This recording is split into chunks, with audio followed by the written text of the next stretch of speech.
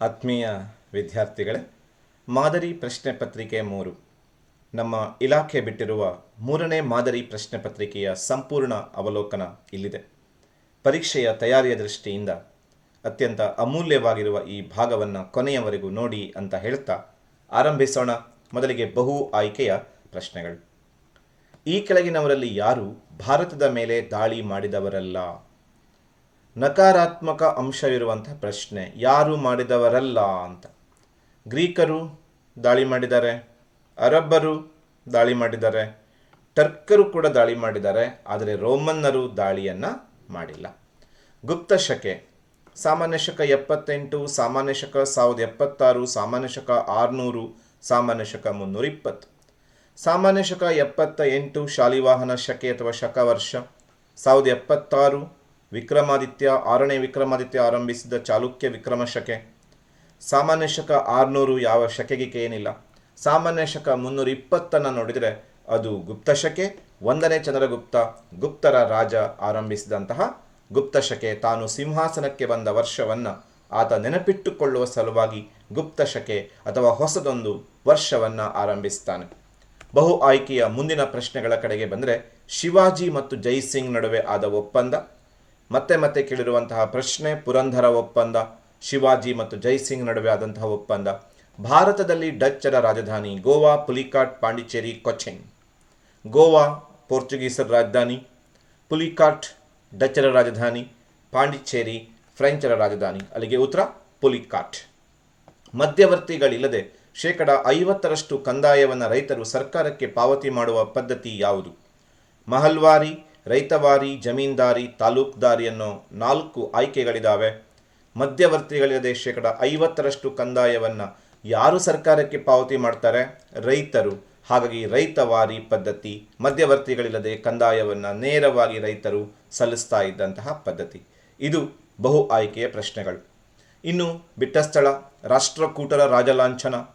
ಯಾವುದಪ್ಪ ಲಾಂಛನ ಇದೆ? ಉಪ್ಪಿನ ಸತ್ಯಾಗ್ರಹ ಲಾಂಛನ ಅಲ್ಲ, ರನ್ನ ಲಾಂಛನ ಅಲ್ಲ, ಕ್ವಿಟ್ ಇಂಡಿಯಾ ಚಳುವಳಿ ಲಾಂಛನ ಅಲ್ಲ, ವೆಲ್ಲೆಸ್ಲಿ ಅಲ್ಲ, ಇಸ್ಮಾಯಿಲ್ ಆದಿಲ್ ಶಾ ಅಲ್ಲ. ಯಾರು ಹಾಗಾದರೆ? ರಾಷ್ಟ್ರಕೂಟರ ರಾಜಲಾಂಛನ ಗರುಡವನ್ನು ಲಾಂಛನವಾಗಿ ಹೊಂದಿದ್ದವರು ರಾಷ್ಟ್ರಕೂಟರು. ಕವಿಚಕ್ರವರ್ತಿ ಯಾರಿವರಲ್ಲಿ? ರನ್ನ ಕವಿಚಕ್ರವರ್ತಿ. ಆದಿಲ್ ಶಾಹಿ ಮನೆತನದ ಸ್ಥಾಪಕ ಇಸ್ಮಾಯಿಲ್ ಆದಿಲ್ ಶಾ ಅಂತ ಇದೆ, ಬಟ್ ಅದು ಏನಾಗಬೇಕು ಹೇಳಿ? ಯೂಸಫ್ ಆದಿಲ್ ಶಾ ಆಗಬೇಕು. ಸಹಾಯಕ ಸೈನ್ಯ ಪದ್ಧತಿ ತುಂಬಾ ಚೆನ್ನಾಗಿ ನಿಮ್ಗೆ ಗೊತ್ತಿದೆ, ಲಾರ್ಡ್ ವೆಲ್ಲೆಸ್ಲಿ. ಏಸೂರು ಕೊಟ್ಟರು ಈಸೂರು ಕೊಡೆವು. ಕ್ವಿಟ್ ಇಂಡಿಯಾ ಚಳವಳಿಯ ಸಂದರ್ಭದಲ್ಲಿ ಈಸೂರು ಗ್ರಾಮದವರು ತಮ್ಮ ಗ್ರಾಮದಲ್ಲಿ ಸ್ವಾತಂತ್ರ್ಯವನ್ನು ಘೋಷಿಸಿಕೊಂಡು ಘೋಷಣೆ ಕೊಡ್ತಾರೆ, ಏಸೂರು ಕೊಟ್ಟರು ಈಸೂರು ಕೊಡೆವು ಅಂತ ಹೇಳಿ. ಇದು ಕ್ವಿಟ್ ಇಂಡಿಯಾ ಚಳವಳಿಯ ಸಂದರ್ಭದಲ್ಲಿ ಘೋಷಣೆ. ಇವು ಬಿಟ್ಟ ಸ್ಥಳಕ್ಕೆ ಸಂಬಂಧಪಟ್ಟಂತಹ ಪ್ರಶ್ನೆಗಳು. ಹೊಂದಿಸಿ ಬರೆಯಿರಿ. ಈ ಕಡೆ ಕಲ್ಹಣ, ಗೌತಮಿ ಬಾಲಶ್ರೀ, ಇಮ್ಮಡಿ ಪುಲಿಕೇಶಿ, ಮೊಹಮ್ಮದ್ ಗವಾನ್, ರಾಜಾರಾಮ್ ಮೋಹನ್ ರಾಯ್. ಬಿ ಗುಂಪಲ್ಲಿ ಭಾರತ ರಾಷ್ಟ್ರಪ್ರೇಮಿ ಸಂತ, ರಾಜತರಂಗಿಣಿ, ಮಂಜೀರ್ ಉಲ್ ಇನ್ಶಾ, ನಾಸಿಕ್ ಗುಹಾ ಶಾಸನ, ದಕ್ಷಿಣ ಪತೇಶ್ವರ, ಭಾರತೀಯ ಪುನರುಜ್ಜೀವನದ ಉಷತಾರೆ. ಕಲ್ಹಣ ಏನು ಬರೆದಿದ್ದಾನೆ? ನೆನ್ಪು ಮಾಡ್ಕೊಳ್ಳಿ. ಎಸ್, ರಾಜತರಂಗಿಣಿ. ಗೌತಮಿ ಬಾಲಶ್ರೀ ಗೌತಮಿ ಪುತ್ರ ಶತಕರ್ಣಿಯ ತಾಯಿ. ತನ್ನ ಮಗನ ಬಗ್ಗೆ ಆಕೆ ಒಂದು ಶಾಸನ ಹೊರಡಿಸ್ತಾಳೆ. ಯಾವುದದು? ನಾಸಿಕ್ ಗುಹಾ ಶಾಸನ. ಇಮ್ಮಡಿ ಪುಲಿಕೇಶಿ ಯಾರಿಗೆ ಗೊತ್ತಿಲ್ಲ? ದಕ್ಷಿಣ ಪತೇಶ್ವರ. ಮೊಹಮ್ಮದ್ ಗವಾನ್ ಆತ 2 ಕೃತಿಗಳನ್ನು ಬರೀತಾನೆ, ಮಂಜೀರ್ ಉಲ್ ಇನ್ಶಾ ಮತ್ತು ರಿಯಾಜ್ ಉಲ್ ಇನ್ಶಾ. ರಾಜಾರಾಮ್ ಮೋಹನ್ ರಾಯ್ ಭಾರತೀಯ ಪುನರುಜ್ಜೀವನದ ಉಷತ್ತಾರೆ. ಇದು ಹೊಂದಿಸಿ ಬರೆಯಿರಿ ಪ್ರಶ್ನೆಗಳಿಗೆ ಸಂಬಂಧಪಟ್ಟಂತಹ ಉತ್ತರ. 1 ಅಂಕದಕ್ಕೆ ಬರೋಣ. ಉತ್ಖನನ ಎಂದರೇನು? ಎಕ್ಸ್ಕವೇಷನ್ ಎಂದರೇನು? ಭೂಮಿಯನ್ನು ಅಗೆಯುವುದು. ಹೇಗೆ? ವೈಜ್ಞಾನಿಕವಾಗಿ ಭೂಮಿಯನ್ನು ಅಗೆಯೋದು. ಏನನ್ನು ಹುಡುಕೋದಕ್ಕೆ? ಮೂಲಾಧಾರಗಳನ್ನು ಪತ್ತೆ ಹಚ್ಚಲು ನಡೆಸುವ ವೈಜ್ಞಾನಿಕವಾದ ಭೂ ಅಗೆತವನ್ನು ಉತ್ಖನನ ಅಂತ ಕರೀತಾರೆ. ವೇದಗಳ ಕಾಲದ ಕುಟುಂಬದ ಮುಖ್ಯಸ್ಥ ಕುಲಪತಿ ಅಥವಾ ಗೃಹಪತಿ. ಸಾಮಾನ್ಯವಾಗಿ ಮನೆಯ ಹಿರಿಯ ಪುರುಷ ಸದಸ್ಯನಾಗಿರುತ್ತಿದ್ದ ಅಂತ ನೋಡ್ತೀವಿ. ಮೊಘಲ್ ಸಂತತಿಯ ಸ್ಥಾಪಕ ಬಾಬರ್. ಸಿಖ್ ಧರ್ಮದ ಪವಿತ್ರ ಗ್ರಂಥ ಗುರು ಗ್ರಂಥ ಸಾಹೇಬ್. INA ವಿಸ್ತರಿಸಿ ಇಂಡಿಯನ್ ನ್ಯಾಷನಲ್ ಆರ್ಮಿ, ಭಾರತೀಯ ರಾಷ್ಟ್ರೀಯ ಸೈನ್ಯ. 2 ಅಂಕದ ಪ್ರಶ್ನೆಗಳ ಕಡೆಗೆ ಬರೋಣ. ಇತಿಹಾಸ ಕಾಲ, ಇತಿಹಾಸ ಪೂರ್ವ ಕಾಲ. ಏನು ವ್ಯತ್ಯಾಸ? ಲಿಖಿತ ದಾಖಲೆ ಇದ್ದರೆ ಇತಿಹಾಸ ಕಾಲ, ಲಿಖಿತ ದಾಖಲೆ ಇಲ್ಲದೇ ಇದ್ದರೆ ಇತಿಹಾಸ ಪೂರ್ವ ಕಾಲ. ಪ್ಯಾಲಿಯೋಲಿಥಿಕ್. ಪ್ಯಾಲಿಯೋ ಎಂದರೆ ಹಳೆ, ಲಿಥಿಕ್ ಎಂದರೆ ಶಿಲೆ, ಪ್ಯಾಲಿಯೋಲಿಥಿಕ್ ಎಂದರೆ ಹಳೆಯ ಶಿಲಾಯುಗ. ಮೌರ್ಯರ ಕಾಲದ 2 ಬಗೆಯ ನ್ಯಾಯಾಲಯಗಳು, ಧರ್ಮಸ್ಥೇಯ ಮತ್ತು ಕಂಟಕ ಶೋಧನ. ಒಂದು ಸಿವಿಲ್ ಅಪರಾಧಗಳಿಗೆ ಧರ್ಮಸ್ಥೇಯ, ಇನ್ನೊಂದು ಕ್ರಿಮಿನಲ್ ಅಪರಾಧಗಳಿಗೆ ಕಂಟಕ ಶೋಧನ. ಕಾನಿಷ್ಕ ಚೀನಾದಿಂದ ವಶಪಡಿಸಿಕೊಂಡ 2 ಪ್ರಾಂತ್ಯಗಳು. ಆತ ಖಾಷ್ಗರ್, ಯಾರ್ಖಂಡ್, ಖೋಥಾನ್ಗಳನ್ನು ವಶಪಡಿಸಿಕೊಳ್ತಾನೆ ಕಾನಿಷ್ಕ ಚೀನಾದಿಂದ. ಭಾರತ ಉಪಖಂಡದ ಆಚೆ ಭೂಪ್ರದೇಶಗಳನ್ನು ಗೆದ್ದ ಮೊದಲ ದೊರೆ ಎಂಬ ಬಿರುದು ಕೂಡ ಕಾನಿಷ್ಕನಿಗೆ ಸಿಗತ್ತೆ ಈ ಪ್ರದೇಶಗಳನ್ನು ವಶಪಡಿಸಿಕೊಂಡ ನಂತರ. ಕಾಳಿದಾಸನ 2 ಮಹಾಕಾವ್ಯಗಳು. ಇಲ್ಲಿ ಗಮನಿಸಬೇಕು, ಮಹಾಕಾವ್ಯಗಳನ್ನಷ್ಟೇ ಕೇಳಿದ್ದಾರೆ, ನೀವು ನಾಟಕ ಬರೆದ್ರೆ ಆಗಲ್ಲ, ಗೀತಕಾವ್ಯಗಳನ್ನು ಬರೆದ್ರೆ ಆಗೋದಿಲ್ಲ. ಮಹಾಕಾವ್ಯಗಳು 2 ಯಾವ್ಯಾವುದು? ರಘುವಂಶ ಮತ್ತು ಕುಮಾರ ಸಂಭವ. ಇದು ಆರಂಭದ 2 ಅಂಕದ ಪ್ರಶ್ನೆಗಳು. ಚೋಳರ 2 ರಾಜಧಾನಿಗಳು ಯಾವ್ಯಾವುದು? ಚೋಳರ ಆರಂಭದ ರಾಜಧಾನಿ ಉರೈಯೂರು, ಆಮೇಲೆ ತಂಜಾವೂರು, ಆಮೇಲೆ ಗಂಗೈಕೊಂಡ ಚೋಳಪುರಂ. ಇಲ್ಲಿ ತಂಜಾವೂರು ಮತ್ತು ಗಂಗೈಕೊಂಡ ಚೋಳಪುರಂ ಅನ್ನು ಬರೆಯುವುದು ಒಳ್ಳೆಯದು. ಹರ್ಷವರ್ಧನನ ತಂದೆ ತಾಯಿ ಯಾರು? ಹರ್ಷವರ್ಧನನ ತಂದೆ ತಾಯಿ ಯಾರು ನೋಡ್ತಾ ಬಂದರೆ ಪ್ರಭಾಕರ ವರ್ಧನ ಮತ್ತು ಯಶೋಮತಿ ಅವನ ತಂದೆ ತಾಯಿಗಳಾಗಿದ್ರು ಅಂತ ನೋಡ್ತೀವಿ. ಶಿವಾಜಿ ಸಂಗ್ರಹಿಸುತ್ತಿದ್ದ 2 ತೆರಿಗೆಗಳು ಚೌತ್ ಮತ್ತು ಸರ್ದೇಶ್ ಮುಖಿ. ಶಿವಪ್ಪ ನಾಯಕನ ಶಿಸ್ತು ಅಂದರೆ ಅವನ ಕಂದಾಯ. ಆತ ಭೂಮಿಯನ್ನು ವರ್ಗೀಕರಣ ಮಾಡ್ತಾನೆ. ಉತ್ತಮ, ಮಧ್ಯಮ, ಕನಿಷ್ಠ, ಅಧಮ ಮತ್ತು ಅಧಮಾಧಮ ಅನ್ನುವ 5 ಭಾಗಗಳನ್ನಾಗಿ. ಇಲ್ಲಿ ನೀವು ಉತ್ತಮ, ಮಧ್ಯಮ, ಕನಿಷ್ಠವನ್ನು ಬರೀಬಹುದು.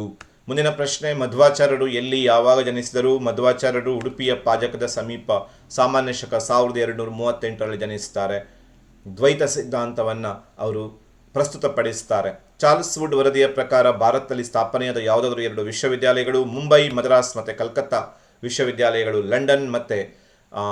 ಲಂಡನ್ ಮಾದರಿಯ ವಿಶ್ವವಿದ್ಯಾಲಯದ ಮಾದರಿಯಲ್ಲಿ ನಿರ್ಮಾಣ ಆಗುತ್ತೆ ಭಾರತದಲ್ಲಿ, ಕಲ್ಕತ್ತಾ, ಬಾಂಬೆ ಮತ್ತು ಮದ್ರಾಸ್ಗಳಲ್ಲಿ. ಸರ್ ಎಂ ವಿಶ್ವೇಶ್ವರಯ್ಯನವರು ರಚಿಸಿದ ಯಾವುದಾದ್ರೂ 2 ಕೃತಿಗಳು? ಹಲವಾರು ಕೃತಿಗಳನ್ನು ಸರ್ ಎಂ ವಿಶ್ವೇಶ್ವರಯ್ಯ ರಚಿಸಿದ್ದಾರೆ. ಅದರಲ್ಲಿ a planned economy for India, ಭಾರತಕ್ಕಾಗಿ ಯೋಜಿತ ಅರ್ಥವ್ಯವಸ್ಥೆ, reconstructing India, rapid development of industries, my memoirs of my working life, ಹೀಗೆ ಬೇರೆ ಬೇರೆ ಕೃತಿಗಳನ್ನು ರಚಿಸಿದ್ದಾರೆ. ಕರ್ನಾಟಕದ ಏಕೀಕರಣದಲ್ಲಿ ಪ್ರಮುಖ ಪಾತ್ರ ವಹಿಸಿದ 2 ವೃತ್ತಪತ್ರಿಕೆಗಳು, ಸಂಯುಕ್ತ ಕರ್ನಾಟಕ, ವಿಶಾಲ ಕರ್ನಾಟಕ, ಕರ್ನಾಟಕ ವೃತ್ತ. ಈ ಎಲ್ಲ ಪತ್ರಿಕೆಗಳು ಪ್ರಮುಖ ಪ್ರಭಾವವನ್ನು ಬೀರಿವೆ. ಇವಿಷ್ಟು 2 ಅಂಕದ ಪ್ರಶ್ನೆಗಳು ಅಂತ ನೋಡ್ತೀವಿ. ಮುಂದುವರೆದು 5 ಅಂಕದ ಪ್ರಶ್ನೆಗಳು. ಸಿಂಧು ನಾಗರಿಕತೆಯ ನಗರ ಯೋಜನೆ ನಿರೂಪಿಸಿ. ಸಿಂಧು ನಾಗರಿಕತೆ ಒಂದು ಪೀಠಿಕೆಯನ್ನು ಬರೆಯಬೇಕು. ಸಿಂಧು ನಾಗರಿಕತೆ ಜಗತ್ತಿನಲ್ಲಿ ಅತ್ಯಂತ ಯೋಜನಾಬದ್ಧವಾಗಿ ನಿರ್ಮಿಸಿದಂತಹ ಒಂದು ನಗರ ಯೋಜನೆ. ಎಲ್ಲವೂ ಪ್ಲ್ಯಾನ್ಡ್ ಆಗಿದ್ದಂತಹ ಯೋಜನೆ. ಅಲ್ಲಿನ ಒಳಚರಂಡಿ ವ್ಯವಸ್ಥೆ, ಕಟ್ಟಡಗಳು, ಆಮೇಲೆ ಅಲ್ಲಿನ ಸ್ನಾನಗೃಹ, ಆಮೇಲೆ ಉಗ್ರಾಣಗಳು, ಇವೆಲ್ಲವುಗಳನ್ನು ನೋಡಿದಾಗ ಎಲ್ಲವನ್ನ ಕೂಡ ಯೋಜನಾಬದ್ಧವಾಗಿ ನಿರ್ಮಿಸಿದರು ಅಂತ ನಾವು ನಿಖರವಾಗಿ ಹೇಳ್ಬೋದು. ಅದನ್ನು ಇಟ್ಕೊಂಡು ನಾವು 5 ಲಕ್ಷಣಗಳನ್ನು ಬರೀಬೇಕು ಸಿಂಧು ನಾಗರಿಕತೆಯ ನಗರ ಯೋಜನೆಯಲ್ಲಿ. ನಾವಿಲ್ಲಿ ಅದರ ಒಂದಿಷ್ಟು ಚಿತ್ರಗಳನ್ನು ಕೂಡ ನೋಡ್ತಿದ್ದೀವಿ. ಮೊಹೆಂಜೊದಾರದ ಸ್ನಾನಗೃಹವನ್ನು ನೋಡ್ತಾ ಇದ್ದೀವಿ ಇಲ್ಲಿ. ಆಮೇಲೆ ಇಲ್ಲಿ ಉತ್ಖನನದ ಸಂದರ್ಭದಲ್ಲಿ ದೊರೆತಂತಹ ಬೇರೆ ಬೇರೆ ಅಂಶಗಳನ್ನು ಇಲ್ಲಿ ಗಮನಿಸ್ತಾ ಇದ್ದೀವಿ. ಅದರಲ್ಲಿ ರಸ್ತೆಗಳ ಬಗ್ಗೆ ಬರೀಬೇಕು. ಸಿಂಧು ನಾಗರಿಕತೆಯಲ್ಲಿ ಬೀದಿಗಳು, ರಸ್ತೆಗಳು ಹೇಗಿದ್ವು? ನೇರವಾಗಿದ್ವು, ಅಗಲವಾಗಿದ್ವು, ಸಮಾಂತರವಾಗಿದ್ವು, ಆಯತಾಕಾರದ ಬಡಾವಣೆಗಳನ್ನು ರೂಪಿಸಿದ್ವು, ಅಲ್ಲಲ್ಲಿ ಕಸದ ತೊಟ್ಟಿಗಳಿದ್ವು, ಬೀದಿ ದೀಪಗಳಿದ್ವು, ಇವೆಲ್ಲವನ್ನು ಬರೀಬೇಕಾಗತ್ತೆ. ಒಳಚರಂಡಿ ವ್ಯವಸ್ಥೆ, ಮುಚ್ಚಿದ ಒಳಚರಂಡಿ ವ್ಯವಸ್ಥೆ, ಸಮಕಾಲೀನ ಯಾವ ನಾಗರಿಕತೆಯಲ್ಲೂ ಇಲ್ಲದಂತಹ ಒಳಚರಂಡಿ ವ್ಯವಸ್ಥೆ, ಅವರು ಸ್ವಚ್ಛತೆಗೆ ಎಷ್ಟು ಆದ್ಯತೆಯನ್ನು ಕೊಟ್ಟಿದ್ದರು, ಮತ್ತು ಆ ಒಳಚರಂಡಿಯನ್ನು ಆವಾಗವಾಗ ಕ್ಲೀನ್ ಮಾಡೋದಕ್ಕಿದ್ದಂತಹ ಬಸಿಗುಂಡಿಗಳು, ಇವೆಲ್ಲವನ್ನು ನಾವು ಬರೀಬೇಕು. ಪ್ರತಿ ಮನೆಯಲ್ಲಿ ಕೂಡ ಚರಂಡಿ ವ್ಯವಸ್ಥೆ ಇರ್ತಾ ಇತ್ತು. ಮನೆಯ ತ್ಯಾಜ್ಯ ನೀರು ಆ ಚರಂಡಿಯ ಮೂಲಕ ಮುಖ್ಯ ಚರಂಡಿಯನ್ನು ಸೇರ್ಕೋತಾ ಇತ್ತು ಅಂತ ನಾವು ಹೇಳಬೇಕಾಗತ್ತೆ. ಆಮೇಲೆ ಮೊಹೆಂಜೊದಾರೋದ ಸ್ನಾನದ ಕೊಳ ಬಹಳ ಅದ್ಭುತವಾದಂತಹ ಸ್ನಾನದ ಕೊಳ. ಆ ಸ್ನಾನದ ಕೊಳದ ವಿವರಣೆಯನ್ನು ಮಾಡಬೇಕು ನಾವು. ಆಮೇಲೆ ಆ ಮೊಹೆಂಜೊದಾರೋದ ಸ್ನಾನದ ಕೊಳದಲ್ಲಿ ಇದ್ದಂತಹ ಹೊರಗಡೆ ಇರುವಂತಹ ಪ್ರಾಂಗಣಗಳು, ಬಿಸಿ ನೀರಿನ ವ್ಯವಸ್ಥೆ, ಆಮೇಲೆ ಸುತ್ತಲೂ ಇರುವಂತಹ ಬೇರೆ ಬೇರೆ ಕೊಠಡಿಗಳು, ಆಮೇಲೆ ಬಾವಿಯ ವ್ಯವಸ್ಥೆ, ಶುದ್ಧ ನೀರು ಒಳಗಡೆ ಬರುವ, ಅಶುದ್ಧ ನೀರು ಹೊರಗಡೆ ಹೋಗುವಂಥ ವ್ಯವಸ್ಥೆ, ಮತ್ತು ದಪ್ಪನಾದ ಹೊರಗೋಡೆ, ಇವೆಲ್ಲವನ್ನು ನಾವು ಉಲ್ಲೇಖಿಸಬೇಕಾಗತ್ತೆ. ಆಮೇಲೆ ಉಗ್ರಾಣಗಳು, ಆಪತ್ಕಾಲದ ಆಪದ್ ಬಾಂಧವನಾಗಿ ಇದ್ದದ್ದು ಉಗ್ರಾಣಗಳು. ಹರಪ್ಪಾದಲ್ಲಿ ಮತ್ತು ಮೊಹೆಂಜೊದಾರದಲ್ಲಿ ಉಗ್ರಾಣಗಳಿದ್ದವು. ಲೋಥಾಲ್ನಲ್ಲಿ ಕೂಡ ಉಗ್ರಾಣಗಳು, ಮತ್ತು ಕಾಲಿಬಂಗಾನಲ್ಲಿ ಕೂಡ ಉಗ್ರಾಣಗಳ ಒಂದು ಅವಶೇಷಗಳು ನಮಗೆ ಸಿಗತ್ತೆ. ಇನ್ನು ಕಟ್ಟಡಗಳನ್ನು ಅವರು ಸುಟ್ಟ ಇಟ್ಟಿಗೆ, ಸುಡದ ಇಟ್ಟಿಗೆಗಳಿಂದ ಕಟ್ತಾ ಇದ್ರು. 1 ಅಂತಸ್ತಿನ, 2 ಅಂತಸ್ತಿನ, ಬಹು ಅಂತಸ್ತಿನ ಮನೆಗಳಿದ್ದು, ಮನೆಗಳಲ್ಲಿ ಸಾಮಾನ್ಯವಾಗಿ ಹಜಾರ, ಅಡಿಗೆ ಮನೆ, ಶೌಚಾಲಯ, ಹೀಗೆ ಬೇರೆ ಬೇರೆ ಅಂಶಗಳಿರ್ತಾ ಇದ್ವು. ಮತ್ತು ಅತ್ಯಂತ ವಿಶಾಲವಾದಂತಹ ದೇವಾಲಯವೋ ಅಥವಾ ಸಭಾಂಗಣವನ್ನು ಹೋಲುವಂತಹ ಕಟ್ಟಡಗಳು ದೊರಕಿದಾವೆ. ಲೋಥಾಲ್ನಲ್ಲಿ ಹಡಗು ಕಟ್ಟೆ ಇತ್ತು. ಈ ಎಲ್ಲ ವಿಚಾರಗಳನ್ನು ನಾವು ಬರೀಬೇಕು. ಇವೆಲ್ಲ ಸಿಂಧು ನಾಗರಿಕತೆಯ ಪ್ರಮುಖವಾದ ನಗರ ಯೋಜನೆಯ ಲಕ್ಷಣಗಳು. ಮುಂದುವರೆದು ಹೊಯ್ಸಳ ವಾಸ್ತುಶಿಲ್ಪಶೈಲಿ ಲಕ್ಷಣಗಳನ್ನು ಬರೆಯಿರಿ ಅನ್ನುವ ಮುಂದಿನ 5 ಅಂಕದ ಪ್ರಶ್ನೆ. ಹೊಯ್ಸಳರ ಈ ಸ್ಮಾರಕಗಳನ್ನು ಗಮನಿಸಿದಾಗಲೇ ನಾವು ಈಸಿಯಾಗಿ ಹೇಳ್ಬೋದು. ಮೊದಲನೇದಾಗಿ ಇದನ್ನು ಗಮನಿಸಿದರೆ ನಕ್ಷತ್ರಾಕಾರದ ತಳವಿನ್ಯಾಸ, ಆಮೇಲೆ 4 ಅಡಿ ಎತ್ತರದ ಜಗಲಿ, ಹೊರಗಡೆ ಇರುವಂತಹ ಪ್ರದಕ್ಷಿಣಾಪಥ, ಆಮೇಲೆ ಪಿರಾಮಿಡಿನಾಕೃತಿಯ ಶಿಖರಗಳು, ಆಮೇಲೆ ಶಿಲಾಬಾಲಿಕೆಯರ ವಿಗ್ರಹಗಳು, ಹೀಗೆ ಬೇರೆ ಬೇರೆ ಅಂಶಗಳನ್ನು ನಾವು ಸುಲಭವಾಗಿ ಐಡೆಂಟಿಫೈ ಮಾಡಿಬಿಡ್ಬೋದು. ನಕ್ಷತ್ರಾಕಾರ ತಳವಿನ್ಯಾಸವನ್ನು ನಾವು ಆಗಲೇ ದೇವಾಲಯಗಳಲ್ಲಿ ನೋಡಿದ್ದೀವಿ. ತಳವಿನ್ಯಾಸವನ್ನು ನಕ್ಷತ್ರಾಕಾರದಲ್ಲಿ ಕಟ್ಟಿದರು. 4 ಅಡಿ ಎತ್ತರದ ಜಗಲಿ, ಹೊರಗಡೆ ಪ್ರದಕ್ಷಿಣಾಪಥ ಇತ್ತು, ಆಮೇಲೆ ಶಿಲಾಬಾಲಿಕೆಯರ ವಿಗ್ರಹಗಳು, ಪಿರಾಮಿಡಿನಾಕೃತಿಯ ಶಿಖರ, ನವರಂಗ ಅತ್ಯಂತ ವಿಸ್ತೃತವಾಗಿತ್ತು ಅಂತ ನೋಡ್ತೀವಿ. ಆಮೇಲೆ ಮೇಲ್ಗಡೆ ಸೀಲಿಂಗ್ಸ್ಗಳನ್ನು ಕೂಡ ಅವರು ಅಲಂಕರಿಸಿದರು, ಅದಕ್ಕೆ ಭುವನೇಶ್ವರಿಗಳು ಅಂತ ಕರಿತೀವಿ. ಆಮೇಲೆ ಕಂಬಗಳು ಕೂಡ ನಯವಾಗಿದ್ದವು ಮತ್ತು ವೈವಿಧ್ಯಮಯವಾದ ಕೆತ್ತನೆಯನ್ನು ಒಳಗೊಂಡಿದ್ವು. ಪಿರಾಮಿಡಿನಾಕೃತಿಯ ಶಿಖರ ಆಲ್ರೆಡಿ ಇದರಲ್ಲಿ ನಾವು ಗಮನಿಸ್ತಾ ಇದ್ದೀವಿ. ಪಿರಾಮಿಡ್ ಆಕೃತಿಯ ಶಿಖರವನ್ನು ಏಕಕೂಟದಿಂದ ಪಂಚಕೂಟದವರೆಗಿನ ದೇವಾಲಯಗಳು, 1 ಗರ್ಭಗುಡಿಯಿಂದ 5 ಗರ್ಭಗುಡಿಯವರೆಗಿನ ವಿವಿಧ ದೇವಾಲಯಗಳು, ಅವುಗಳಿಗೆ ಉದಾಹರಣೆಗಳನ್ನು ಕೂಡ ಬರೆದು ಬಿಟ್ಟರೆ ನಮಗೆ ಹೊಯ್ಸಳ ವಾಸ್ತುಶಿಲ್ಪ ಶೈಲಿಯ ಪೂರ್ಣ ಲಕ್ಷಣಗಳನ್ನು ಅಧ್ಯಯನ ಮಾಡಿದ ಹಾಗೆ ಆಗತ್ತೆ. ಮುಂದಿನ ಪ್ರಶ್ನೆ, ಅಕ್ಬರ್ನ ಧಾರ್ಮಿಕ ನೀತಿ ಮತ್ತು ರಜಪೂತ್ ನೀತಿಯನ್ನು ವಿವರಿಸಿ. ಅಕ್ಬರ್ನ ಧಾರ್ಮಿಕ ನೀತಿಯಲ್ಲಿ ಮುಖ್ಯವಾಗಿ ಸ್ನೇಹದ ದಾರಿ ಇತ್ತು. ಆತ ರಜಪೂತರನ್ನು ತನ್ನ ಸ್ನೇಹಿತರನ್ನಾಗಿ ಮಾಡಿಕೊಳ್ಳೋ ಪ್ರಯತ್ನ ಮಾಡ್ತಾನೆ. ಅದಕ್ಕೆ ಕೆಲವರು ತಮ್ಮ ಅಂಗೀಕಾರವನ್ನು ಕೂಡ ಕೊಡ್ತಾರೆ. ಅದರಲ್ಲಿ ರಣತಂಬೋರ್ನ ಸುರ್ಜನ್ ರಾಯ್, ಕಾಲಿಂಜರ್ನ ರಾಮಚಂದ್ರ, ಬಿಕಾನೇರ್ ಮತ್ತು ಜೋಧ್ಪುರದ ಅರಸರು ಅವನ ಸ್ನೇಹದ ದಾರಿಯನ್ನು ಅನುಸರಿಸ್ತಾರೆ. ಆಮೇಲೆ ವೈವಾಹಿಕ ಸಂಬಂಧಗಳ ದಾರಿ, ಸ್ವತಃ ಅಕ್ಬರ್ ಬಿಹಾರಿ ಮಲನ ಮಗಳು ಅಂಬರದ ರಾಜಕುಮಾರಿ ಜೋಧಾಬಾಯಿಯನ್ನು ವಿವಾಹ ಆಗ್ತಾನೆ ಮತ್ತು ಇಂತಹ ವಿವಾಹವನ್ನು ಪ್ರೋತ್ಸಾಹಿಸ್ತಾನೆ. ಅಧಿಕಾರವನ್ನು ಕೊಡುವಂತಹ ದಾರಿ, ಅಧಿಕಾರವನ್ನು ಕೊಡ್ತಾನೆ, ಮನ್ಸಬ್ದಾರರನ್ನಾಗಿ ನೇಮಿಸ್ತಾನೆ. ರಾಜ ಭಗವಾನ್ ದಾಸ್, ರಾಜ ತೋಡರಮಲ್ಲ, ರಾಜ ಬೀರ್ಬಲ್ಲ, ಹೀಗೆ ಅನೇಕರನ್ನು ಆತ ತನ್ನ ಆಸ್ಥಾನದಲ್ಲಿ ಮನ್ಸಬ್ದಾರರನ್ನಾಗಿ ನೇಮಿಸ್ತಾನೆ. ಹೀಗೆ ಶತ್ರುಗಳಾಗಿದ್ದ ರಜಪೂತರನ್ನು ಮಿತ್ರರನ್ನಾಗಿ ಮಾಡಿಕೊಂಡಿದ್ದೇ ಅಕ್ಬರನ ರಜಪೂತ್ ನೀತಿಯ ವಿಶೇಷತೆ. ಹಾಗೂ ಒಂದೊಂದು ಕಾಲದಲ್ಲಿ ಮೊಘಲರನ್ನು ದ್ವೇಷಿಸ್ತಾ ಇದ್ದ ರಜಪೂತರು ಅಕ್ಬರನ ರಜಪೂತ್ ನೀತಿಯ ಪರಿಣಾಮವಾಗಿ ಅವನ ಸಾಮ್ರಾಜ್ಯದ ರಕ್ಷಕರಾಗಿ ಬದಲಾಗ್ತಾರೆ, ಆ ಸಾಮ್ರಾಜ್ಯದ ಶಕ್ತಿಯಾಗಿ ಬದಲಾಗ್ತಾರೆ. ಇದು ಅಕ್ಬರನ ರಜಪೂತ್ ನೀತಿಯ ವಿಶೇಷತೆ. ಯಾವುದಕ್ಕೂ ಒಪ್ಪದೇ ಇದ್ದಾಗ ಯುದ್ಧದ ದಾರಿಯನ್ನು ಕೂಡ ಅನುಸರಿಸ್ತಾನೆ. ರಾಣಾ ಪ್ರತಾಪ್ ಸಿಂಗನೊಡನೆ 1576ರಲ್ಲಿ ಹಳದಿ ಘಾಟ್ ಯುದ್ಧವನ್ನು ಕೂಡ ಮಾಡ್ತಾನೆ ಅಕ್ಬರ್. ಅಕ್ಬರನ ಧಾರ್ಮಿಕ ನೀತಿಯಲ್ಲಿ ಅನೇಕ ಉದಾರ ಧೋರಣೆಯನ್ನು ನೋಡ್ತೀವಿ. ಜಜಿಯಾ ಕಂದಾಯವನ್ನು ರದ್ದುಗೊಳಿಸ್ತಾನೆ, ಯಾತ್ರಾಕರವನ್ನು ರದ್ದುಗೊಳಿಸ್ತಾನೆ, ಬಾಲ್ಯ ವಿವಾಹವನ್ನು ರದ್ದತಿ ಮಾಡ್ತಾನೆ, ಸತಿ ಪದ್ಧತಿಯನ್ನು ರದ್ದುಗೊಳಿಸ್ತಾನೆ, ವಿಧವಾ ಪುನರ್ವಿವಾಹಕ್ಕೆ ಅವಕಾಶ ಮಾಡಿಕೊಡ್ತಾನೆ, ಹಿಂದೂ ಹಬ್ಬಗಳಲ್ಲಿ ಭಾಗಿಯಾಗ್ತಾನೆ, ಆರಾಧನಾ ಸ್ಥಳಗಳನ್ನು ಕಟ್ಕೊಳ್ಳೋದಕ್ಕೆ ಅನುಮತಿಯನ್ನು ಕೊಡ್ತಾನೆ. ಭಾಳ ವಿಶೇಷವಾಗಿ ಎಲ್ಲ ಧರ್ಮಗಳ ಒಳ್ಳೆಯ ಅಂಶಗಳನ್ನು ಒಳಗೊಂಡಂತಹ ದೀನ್ ಇ ಇಲಾಹಿ ಎಂಬ ಧರ್ಮವನ್ನು ಕೂಡ ಸ್ಥಾಪಿಸ್ತಾನೆ, ಇಬಾದತ್ ಖಾನಾವನ್ನು ನಿರ್ಮಿಸ್ತಾನೆ. ಹೀಗೆ ಅವನ ರಜಪೂತ್ ನೀತಿ ಮತ್ತು ಧಾರ್ಮಿಕ ನೀತಿಯನ್ನು ನಾವು ವಿವರಿಸಬೇಕಾಗತ್ತೆ. ಮುಂದಿನ ಪ್ರಶ್ನೆಗೆ ಬಂದರೆ, ಶಂಕರಾಚಾರ್ಯರ ಜೀವನ ಮತ್ತು ಬೋಧನೆಯನ್ನು ವಿವರಿಸಿ ಅಂತ ಹೇಳಿ. ಶಂಕರಾಚಾರ್ಯರ ಜೀವನದಲ್ಲಿ ಆರಂಭದಲ್ಲಿ ಕೇರಳದ ಕಾಲಡಿಯಲ್ಲಿ ಜನಿಸಿದರು, ಸಾಮಾನ್ಯ ಶಕ 788ರಲ್ಲಿ ಅಂತ ನೋಡ್ತೀವಿ. ಆಮೇಲೆ ತಂದೆ ತಾಯಿಗಳ ಹೆಸರನ್ನು ಬರೀಬೇಕು. ತಂದೆ ತಂದೆ ಶಿವಗುರು ಮತ್ತು ತಾಯಿ ಆರ್ಯಾಂಬ. ಶಿವಗುರು ಮತ್ತು ಆರ್ಯಾಂಬರ ಪುತ್ರನಾಗಿ ಜನಿಸ್ತಾರೆ ಶಂಕರಾಚಾರ್ಯರು. ಇವಿಷ್ಟನ ಜೀವನದ ಆರಂಭದಲ್ಲಿ ಬರೀಬೇಕಾದ ಅಂಶ. ಕೇರಳದ ಕಾಲಡಿಯಲ್ಲಿ ಸಾಮಾನ್ಯ ಶಕ 788ರಲ್ಲಿ ಶಿವಗುರು ಮತ್ತು ಆರ್ಯಾಂಬರ ಪುತ್ರರಾಗಿ ಜನನ. ಆಮೇಲೆ ಅವರು ಉಪಾಯವಾಗಿ ತಾಯಿಯನ್ನು ಒಪ್ಪಿಸಿ ಸನ್ಯಾಸಿಯಾಗೋದಕ್ಕೆ ಸನ್ಯಾಸಿ ಜೀವನವನ್ನು ಆರಂಭಿಸ್ತಾರೆ. ಗುರುವನ್ನು ಅರಸ್ತಾ ಹೊರಡ್ತಾರೆ ಮತ್ತು ನರ್ಮದಾ ನದಿ ತೀರದಲ್ಲಿ ಗೋವಿಂದ ಭಗವತ್ಪಾದರ್ ಅವರನ್ನು ತಮ್ಮ ಗುರುಗಳನ್ನಾಗಿ ಸ್ವೀಕರಿಸ್ತಾರೆ. ಇಡೀ ಭಾರತವನ್ನು 3 ಬಾರಿ ಪ್ರದಕ್ಷಿಣೆ ಮಾಡ್ತಾರೆ. ಅನೇಕ ಸ್ಥಳಗಳನ್ನು ಭೇಟಿಯಾಗ್ತಾರೆ. ಉತ್ತರ ಭಾರತ, ದಕ್ಷಿಣ ಭಾರತದ ಸ್ಥಳಗಳನ್ನು, ಕೇದಾರ, ಬದರಿ, ಶೃಂಗೇರಿ, ಕಂಚಿ, ಹೀಗೆ ಬೇರೆ ಬೇರೆ ಸ್ಥಳಗಳನ್ನು ಅವರು ಸಂದರ್ಶಿಸ್ತಾರೆ. ಸರ್ವಜ್ಞ ಮತ್ತು ಜಗದ್ಗುರು ಎಂಬ ಬಿರುದುಗಳನ್ನು ಗಳಿಸ್ಕೊತಾರೆ. ಷಣ್ಮತ ಸ್ಥಾಪನಾಚಾರ್ಯ ಎಂಬ ಬಿರುದು ಕೂಡ ಅವರಿಗೆ ಸಿಗತ್ತೆ. 6 ದೇವರ ಪೂಜೆಗೆ ಅವಕಾಶವನ್ನು ಮಾಡಿಕೊಡ್ತಾರೆ. 4 ದಿಕ್ಕಿಗೆ 4 ಮಠಗಳನ್ನು ಕಟ್ಟಿಸ್ತಾರೆ. ಅದರಲ್ಲಿ ಉತ್ತರದಲ್ಲಿ ಜ್ಯೋತಿರ್ಮಠ, ದಕ್ಷಿಣದಲ್ಲಿ ಶೃಂಗೇರಿಯಲ್ಲಿ ಶಾರದಾ ಮಠ, ಆಮೇಲೆ ಪೂರ್ವದ ಪುರಿಯಲ್ಲಿ ಗೋವರ್ಧನ ಪೀಠ ಮತ್ತು ಪಶ್ಚಿಮದ ದ್ವಾರಕೆಯಲ್ಲಿ ಕಾಳಿಕಾ ಮಠಗಳನ್ನು ಸ್ಥಾಪಿಸ್ತಾರೆ. ಹೀಗೆ 4 ಮಠಗಳನ್ನು ಸ್ಥಾಪಿಸ್ತಾರೆ. ಅದು ಬಹಳ ಪ್ರಮುಖವಾದಂಥ ಅಂಶ. ಷಣ್ಮತ ಸ್ಥಾಪನಾಚಾರ್ಯ, 6 ದೇವರುಗಳ ಪೂಜೆ, ಶಿವ, ಶಕ್ತಿ, ಕುಮಾರ, ಗಣೇಶ, ಮತ್ತು ವಿಷ್ಣು, ಸೂರ್ಯ, ಈ 6 ದೇವರ ಪೂಜೆಗಳಿಗೆ ಅವಕಾಶ ಮಾಡಿಕೊಟ್ಟು ವಿವಿಧ ಪಂಥಗಳನ್ನು ಒಂದುಗೂಡಿಸ್ತಾರೆ. ಹಾಗೆ ಅವರಿಗೆ ಷಣ್ಮತ ಸ್ಥಾಪನಾಚಾರ್ಯ ಅಂತ ಕರೀತಾರೆ. ಅನೇಕ ಕೃತಿಗಳನ್ನು ಬರೀತಾರೆ. ವೇದಾಂತ ಸಾರ, ವೇದಾಂತ ಸಂಗ್ರಹ, ವೇದಾಂತ ಸಾರ, ವೇದಾಂತ ಸಂಗ್ರಹ, ವೇದಾಂತ ಸೂತ್ರಗಳು ರಾಮಾನುಜಾಚಾರ್ಯರದ್ದು. ಆನಂದ ಲಹರಿ, ಶಿವಾನಂದ ಲಹರಿ, ಸೌಂದರ್ಯ ಲಹರಿ, ಭಜಗೋವಿಂದಂ, ಈ ಮೊದಲಾದ ಕೃತಿಗಳನ್ನು ಶಂಕರಾಚಾರ್ಯರು ಬರೀತಾರೆ ಅಂತ ನೋಡ್ತೀವಿ. ಅಲ್ಲಿಗೆ ಇವರ ಜೀವನದಲ್ಲಿ ಇವಿಷ್ಟು ಅಂಶಗಳು. ಕೇರಳದ ಕಾಲಡಿಯಲ್ಲಿ ಸಾಮಾನ್ಯ ಶಕ 788ರಲ್ಲಿ ಶಿವಗುರು ಮತ್ತು ಆರ್ಯಾಂಬ ದಂಪತಿಗಳ ಪುತ್ರನಾಗಿ ಜನನ, ತಾಯಿಯನ್ನು ಒಪ್ಪಿಸಿ ಸನ್ಯಾಸಿ ಜೀವನ, ಗೋವಿಂದ ಭಗವತ್ಪಾದರ್ ಗುರು, 3 ಬಾರಿ ದೇಶ ಸಂಚಾರ, ಸರ್ವಜ್ಞ ಜಗದ್ಗುರು ಎಂಬ ಬಿರುದುಗಳು, 6 ದೇವರುಗಳನ್ನು ಪೂಜೆಗೆ ಅವಕಾಶ ಮಾಡಿ ವಿವಿಧ ಪಂಥಗಳನ್ನು ಒಂದುಗೂಡಿಸಿ ಷಣ್ಮತ ಸ್ಥಾಪನಾಚಾರ್ಯ. ಆಮೇಲೆ ಕೃತಿಗಳಲ್ಲಿ 4 ಮಠಗಳು, ಅದರಲ್ಲಿ ಉತ್ತರದ ಬದರಿಯಲ್ಲಿ ಜ್ಯೋತಿರ್ಮಠ, ದಕ್ಷಿಣದ ಶೃಂಗೇರಿಯಲ್ಲಿ ಶಾರದಾ ಮಠ, ಪೂರ್ವದ ಪುರಿಯಲ್ಲಿ ಗೋವರ್ಧನ ಮಠ ಮತ್ತು ಪಶ್ಚಿಮದ ದ್ವಾರಕೆಯಲ್ಲಿ ಕಾಳಿಕಾ ಮಠಗಳನ್ನು ಸ್ಥಾಪಿಸ್ತಾರೆ. 6 ದೇವರ ಪೂಜೆಗೆ ಅವಕಾಶ ಮಾಡಿಕೊಡ್ತಾರೆ. ಷಣ್ಮತ ಸ್ಥಾಪನಾಚಾರ್ಯ ಅನಿಸ್ಕೋತಾರೆ. ಆನಂದ ಲಹರಿ, ಸೌಂದರ್ಯ ಲಹರಿ, ಶಿವಾನಂದ ಲಹರಿ, ಭಜಗೋವಿಂದಂ, ಈ ಎಲ್ಲ ಕೃತಿಗಳನ್ನು ಬರೀತಾರೆ ಶಂಕರಾಚಾರ್ಯರು. ಇನ್ನು ಅವರ ಸಿದ್ಧಾಂತಗಳಿಗೆ ಬಂದರೆ ಅದ್ವೈತ ಸಿದ್ಧಾಂತವನ್ನು ಪ್ರತಿಪಾದಿಸ್ತಾರೆ. ಅದ್ವೈತ ಎಂದರೆ ಒಂದು ಅಥವಾ ಏಕತ್ವ ಎಂಬ ಅರ್ಥವನ್ನು ಹೊಂದಿದೆ. ಬ್ರಹ್ಮನೇ ಅಂತಿಮ ಸತ್ಯ, ಬ್ರಹ್ಮನು ನಿರ್ಗುಣ, ನಿರಾಕಾರ, ಸ್ವಯಂ ಪ್ರಕಾಶವುಳ್ಳವನು ಅಂತ ಹೇಳ್ತಾರೆ. ಮಾಯಾವಾದ ಅಂತಂದರೆ ಈ ನಮ್ಮ ಕಣ್ಣಿಗೆ ಕಾಣುವ ಜಗತ್ತು ನಶ್ವರ, ಆಧ್ಯಾತ್ಮಿಕ ಜಗತ್ತೇ ಸತ್ಯ. ಹಾಗೆ ಈ ಜಗತ್ತನ್ನು ಮಾಯೆ ಅಂತ ಕರೀತಾರೆ. ಅಹಂ ಬ್ರಹ್ಮಾಸ್ಮಿ, ನಾನೇ ಬ್ರಹ್ಮ, ನನ್ನೊಳಗೆ ಬ್ರಹ್ಮನಿದ್ದಾನೆ, ನನ್ನೊಳಗೆ ದೇವರಿದ್ದಾನೆ. ಅಜ್ಞಾನಿಯಾದವನು ಹೊರಗಡೆ ಹುಡುಕ್ತಾನೆ, ಜ್ಞಾನಿಯಾದವನು ತನ್ನೊಳಗೆ ದೇವರನ್ನು ಹುಡುಕ್ತಾನೆ.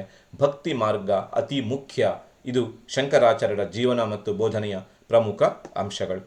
ಮುಂದಿನ ಒಂದು ಪ್ರಶ್ನೆ, 10 ಅಂಕದ ಪ್ರಶ್ನೆ. ಬುದ್ಧನ ಜೀವನ ಮತ್ತು ಬೋಧನೆಯನ್ನು ಚಿತ್ರಿಸಿ, ಅಲಾವುದ್ದೀನ್ ಖಿಲ್ಜಿಯ ಸೈನಿಕ ಸಾಧನೆಗಳನ್ನು ವಿಶ್ಲೇಷಿಸಿ, ಭಾರತದಲ್ಲಿ ಬ್ರಿಟಿಷ್ ಸಾರ್ವಭೌಮತ್ವ ಸ್ಥಾಪನೆಯಲ್ಲಿ ಕರ್ನಾಟಕ ಯುದ್ಧಗಳ ಮಹತ್ವ, ಭಾರತದ ರಾಷ್ಟ್ರೀಯ ಚಳವಳಿಯಲ್ಲಿ ಗಾಂಧೀಜಿಯವರ ಪಾತ್ರವನ್ನು ಚರ್ಚಿಸಿ ಅಂತ ಇದೆ. ನೇರವಾಗಿ ಬುದ್ಧನ ಜೀವನ ಮತ್ತು ಬೋಧನೆಗೆ ಬಂದರೆ, ಫಸ್ಟ್ ಜೀವನದಲ್ಲಿ ನೇಪಾಳದ ಲುಂಬಿನಿ ವನದಲ್ಲಿ ಸಾಮಾನ್ಯ ಶಕ ಪೂರ್ವ 563ರಲ್ಲಿ ಜನನ, ತಂದೆ ಶುದ್ಧೋಧನ. ನೇಪಾಳದ ಲುಂಬಿನಿ ವನದಲ್ಲಿ ಜನನ, ತಂದೆ ಶುದ್ಧೋಧನ, ತಾಯಿ ಮಾಯಾದೇವಿ. ಆತನ ಜನ್ಮದ 7ನೇ ದಿನ ಮಾಯಾದೇವಿ ತೀರ್ಕೋತಾಳೆ. ಶಾಕ್ಯ ಮನೆತನಕ್ಕೆ ಸೇರಿದವನು. ಮಹಾಪ್ರಜಾಪತಿ ಗೌತಮಿಯ ಆಶ್ರಯದಲ್ಲಿ ಬೆಳಿತಾನೆ. ಸಿದ್ಧಾರ್ಥ ಇವನ ಮೂಲ ಹೆಸರು. ಇವನ್ನೆಲ್ಲ ನಾವು ಆರಂಭದಲ್ಲಿ ಬರೀಬೇಕು. ಆಮೇಲೆ ಆತ ನೋಡಿದಂತಹ 4 ದೃಶ್ಯಗಳು, ಅವನ ಜೀವನವನ್ನು ಪರಿವರ್ತನೆ ಮಾಡಿದ 4 ದೃಶ್ಯಗಳು, ವೃದ್ಧ, ರೋಗಿ, ಆಮೇಲೆ ಶವಯಾತ್ರೆ, ಸನ್ಯಾಸಿ ದೃಶ್ಯಗಳು. ಸತ್ಯವನ್ನು ಕಂಡ್ಕೋಬೇಕು, ದುಃಖದ ಮೂಲವನ್ನು ಕಂಡ್ಕೋಬೇಕು ಅಂತ ಮನೆ ಬಿಟ್ಟು ಹೊರಡ್ತಾನೆ. ಇದನ್ನು ನಾವು ಮಹಾಪರಿತ್ಯಾಗ ಅಂತ ಕರಿತೀವಿ. ಮಹಾಪರಿತ್ಯಾಗದ ನಂತರದಲ್ಲಿ ಆತ ಅನೇಕ ವರ್ಷಗಳ ಕಾಲ ಕಠಿಣವಾದ ತಪಸ್ಸನ್ನು ಆಚರಿಸ್ತಾನೆ, ಅಲೆಮಾರಿ ಜೀವನವನ್ನು ನಡೆಸ್ತಾನೆ. ಅಂತಿಮವಾಗಿ ಅವನಿಗೆ ಗಯಾದಲ್ಲಿ ಜ್ಞಾನೋದಯ ಆಗತ್ತೆ. ಗಯಾದಲ್ಲಿ ಜ್ಞಾನೋದಯ ಆದಮೇಲೆ ಆತ ಸಾರಾನಾಥದಲ್ಲಿ ತನ್ನ ಮೊದಲ ಪ್ರವಚನವನ್ನು ಆರಂಭಿಸ್ತಾನೆ. ಅದನ್ನು ಧರ್ಮಚಕ್ರ ಪ್ರವರ್ತನ ಅಂತ ಕರೀತಾರೆ. ಸಿದ್ಧಾರ್ಥ ಬುದ್ಧನಾದ. ಬುದ್ಧ ಅಂದರೆ ಜ್ಞಾನಿ ಅಂತ ನಾವು ಪರಿಗಣಿಸ್ತೀವಿ. ಆ ನಂತರದಲ್ಲಿ ಆತ ಅನೇಕ ವರ್ಷಗಳ ಕಾಲ ಭಾರತದಾದ್ಯಂತ ಧರ್ಮ ಪ್ರಚಾರವನ್ನು ಮಾಡ್ತಾನೆ. ತನ್ನ 80ನೆಯ ವರ್ಷದಲ್ಲಿ ಆತ ಕುಶಿ ನಗರದಲ್ಲಿ ಪರಿನಿರ್ವಾಣವನ್ನು ಹೊಂದುತ್ತಾನೆ. ಮತ್ತು ಎಡ್ವಿನ್ ಅರ್ನಾಲ್ಡ್ ಎಂಬ ಇತಿಹಾಸಕಾರ ಬುದ್ಧನನ್ನು ಏಷ್ಯಾದ ಬೆಳಕು ಅಂತ ಕರೀತಾರೆ. ಈ ಎಲ್ಲ ಅಂಶಗಳನ್ನು ನಾವು ಬುದ್ಧನ ಜೀವನದಲ್ಲಿ ಬರೀಬೇಕಾಗತ್ತೆ. ಬೋಧನೆಯಲ್ಲಿ ಮೂಲ ವಿಚಾರಗಳು ಸತ್ಯ, ಅಹಿಂಸೆ, ಆಸ್ತೇಯ ಮತ್ತು ಬ್ರಹ್ಮಚರ್ಯಗಳನ್ನು ಬರೀಬೇಕು. ಆಮೇಲೆ ಆರ್ಯ ಸತ್ಯಗಳನ್ನು ಬರೀಬೇಕು. ಜೀವನ ದುಃಖಮಯವಾಗಿದೆ, ಆಸೆಯೇ ದುಃಖಕ್ಕೆ ಕಾರಣ, ಆಸೆಯನ್ನು ತ್ಯಜಿಸಬೇಕು. ಆಸೆಯನ್ನು ತ್ಯಜಿಸಲು ಅಷ್ಟಾಂಗ ಮಾರ್ಗಗಳಿದ್ದಾವೆ. ಅಷ್ಟಾಂಗ ಮಾರ್ಗಗಳನ್ನು ಚೆನ್ನಾಗಿ ಬರೀಬೇಕು. ಒಂದು ಸೂತ್ರದಲ್ಲಿ ನಾವು ಅದನ್ನು ಕಂಡುಕೊಳ್ಳೋಣ. ಧ್ಯಾನಂ ಮಾನ ಪ್ರಜೀಮ. ಧ್ಯಾ ಅಂತಂದರೆ ಎಲ್ಲದಕ್ಕೂ ಒಳ್ಳೆಯ ಅಥವಾ ಸಮ್ಯಕ್ ಅಂತ ಇಟ್ಕೋಬೇಕು. ಸಮ್ಯಕ್ ಧ್ಯಾನ, ಸಮ್ಯಕ್ ಧ್ಯಾ ಅನ್ನುವಲ್ಲಿ ಇದೆ ಆಲೋಚನೆ, ಸಮ್ಯಕ್ ನಂಬಿಕೆ, ಸಮ್ಯಕ್ ಮಾತು, ಸಮ್ಯಕ್ ನಡತೆ, ಸಮ್ಯಕ್ ಪ್ರಯತ್ನ, ಸಮ್ಯಕ್ ಜೀವನೋಪಾಯ, ಸಮ್ಯಕ್ ಮನಸ್ಥಿತಿ. ಇವುಗಳನ್ನು ಅಷ್ಟಾಂಗ ಮಾರ್ಗಗಳು ಅಂತ ಕರೀತಾರೆ. ಇದರ ಜೊತೆಯಲ್ಲಿ ಇತರ ವಿಚಾರಗಳನ್ನು ಕೂಡ ಬರೀಬೇಕು. ದೇವರ ಬಗ್ಗೆ ಬುದ್ಧ ಏನನ್ನು ಹೇಳುವುದಿಲ್ಲ, ಅಹಿಂಸೆಗೆ ಪ್ರಾಧಾನ್ಯತೆಯನ್ನು ಕೊಡ್ತಾನೆ. ಆಮೇಲೆ ಯಾವುದೇ ಜಾತಿ, ಮತ, ಪಂಥಗಳ ಭೇದವಿಲ್ಲದೆ ಎಲ್ಲರನ್ನ ತನ್ನ ಸಂಘಕ್ಕೆ ಸೇರಿಸಿಕೊಳ್ತಾನೆ. ಆತ ಧರ್ಮಾಚರಣೆಗೆ, ಮೂರ್ತಿ ಪೂಜೆಗೆ, ಇವುಗಳಿಗೆ ಆತ ಮಹತ್ವವನ್ನು ಕೊಡುವುದಿಲ್ಲ. ಈ ಎಲ್ಲ ಅಂಶಗಳನ್ನು ಇತರ ವಿಚಾರಗಳಲ್ಲಿ ನಾವು ಬರೀಬೇಕು. ಇಷ್ಟನ್ನು ನಾವು ಬರೆದ್ರೆ ನಮಗೆ ಬುದ್ಧನ ಜೀವನ ಮತ್ತು ಬೋಧನೆಯ ಬೇರೆ ಬೇರೆ ಅಂಶಗಳು ಸಿಗತ್ತೆ. ಇನ್ನು ಅಲಾವುದ್ದೀನ್ ಖಿಲ್ಜಿಯ ಸೈನಿಕ ಸಾಧನೆಗಳು. ಉತ್ತರ ಭಾರತ ದಂಡಯಾತ್ರೆ, ದಕ್ಷಿಣ ಭಾರತ ದಂಡಯಾತ್ರೆ. ಉತ್ತರ ಭಾರತ ದಂಡಯಾತ್ರೆಯಲ್ಲಿ ಆತ ಗುಜರಾತ್ನ ಮೇಲೆ ದಾಳಿಯನ್ನು ಮಾಡ್ತಾನೆ. ರಾಜ ಕರ್ಣದೇವನನ್ನು ಸೋಲಿಸ್ತಾನೆ ಮತ್ತು ಮಲ್ಲಿಕಾಫರ್ನನ್ನು 1000 ದಿನಾರ್ಗಳಿಗೆ ಆತ ಕೊಂಡುಕೊಳ್ತಾನೆ. 1000 ದಿನಾರಿ ಎಂಬ ಹೆಸರು ಬರುತ್ತೆ ಮಲ್ಲಿಕಾಫರ್ನಿಗೆ. ಆ ನಂತರದಲ್ಲಿ ಆತ ರಣತಂಬೋರ್ನ ಮೇಲೆ ಆಕ್ರಮಣ ಮಾಡ್ತಾನೆ.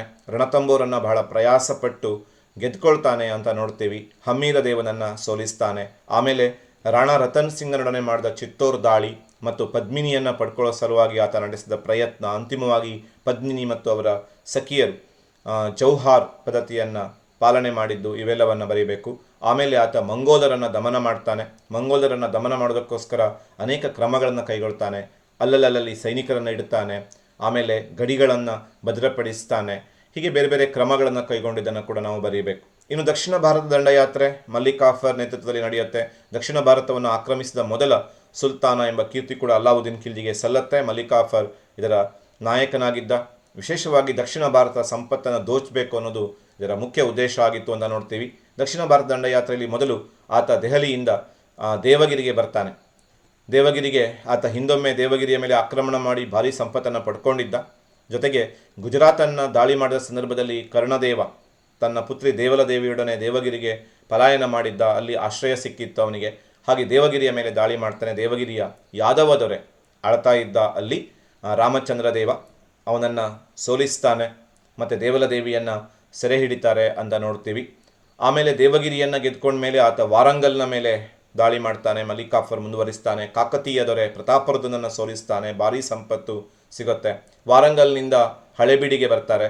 ಹಳೆಬೀಡಿನಲ್ಲಿ 3ನೇ ಬಲ್ಲಾಳನನ್ನು ಸೋಲಿಸ್ತಾನೆ. ಆ ನಂತರದಲ್ಲಿ ಮಧುರೈನ ಮೇಲೆ ದಾಳಿ ಮಾಡ್ತಾರೆ. ಪಾಂಡ್ಯ ರಾಜಕುಮಾರರು ಸುಂದರ ಪಾಂಡ್ಯ, ವೀರಪಾಂಡ್ಯ ಸಿಂಹಾಸನಕ್ಕಾಗಿ ಕಚ್ಚಾಡ್ತಾ ಇದ್ರು. ಹಾಗೆ ಸುಲಭವಾಗಿ ಆತ ಮಧುರೈಯನ್ನು ಕೂಡ ಗೆದ್ಕೊಳ್ತಾನೆ. ಹಾಗೆಯೇ ಆತ ಬಂದ ದಾರಿಯಲ್ಲಿ ವಾಪಸ್ ದೆಹಲಿಗೆ ಹೋಗ್ತಾನೆ.